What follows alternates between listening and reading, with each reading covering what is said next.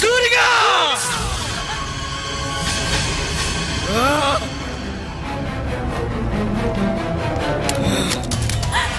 వద్దండి వద్దండి వినండి దగ్గరికి వెళ్ళి వాడిని చంపి కావద్దండి వద్దండి నా వల్ల మీరు నేరస్తులు కావద్దు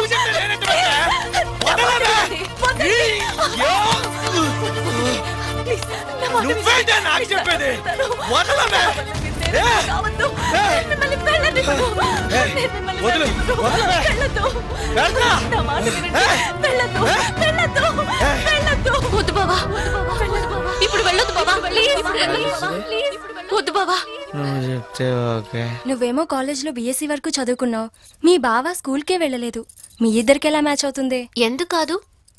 నా వరకు నాకు కాబోయే భర్త అందగాడా కాదా, ఎంతవరకు చదువుకున్నాడు, ఎంత ఆస్తి ఉంది, ఇది కాదే ముఖ్యం.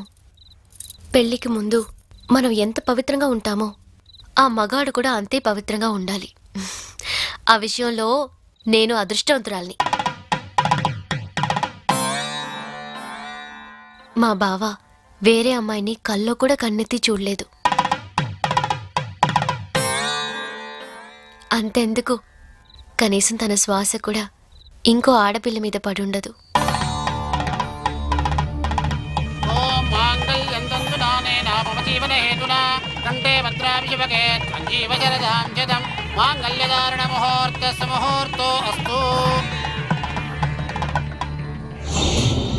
చూడు, నేను గట్టిగా తొడచరిచానంటే ఆ సౌండ్కే గుండాకి చస్తావురా నువ్వు.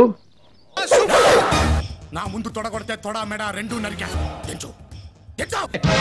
ఇక్కడ వృద్ధుడి రక్తం ఉప్పొంగుతుంది, పసి బిడ్డకు మీసం మలుస్తుంది, పచ్చి బాలింతో పిడిపాకు దూస్తుంది. సార్, నన్ను కన్విన్స్ చేయొద్దు.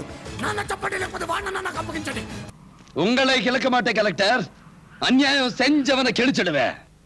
அவர் ஏர் உழுதாரா, நாட்டு நட்டாரா, களை பிடுங்கினாரா, தண்ணீர் பாய்ச்சினாரா?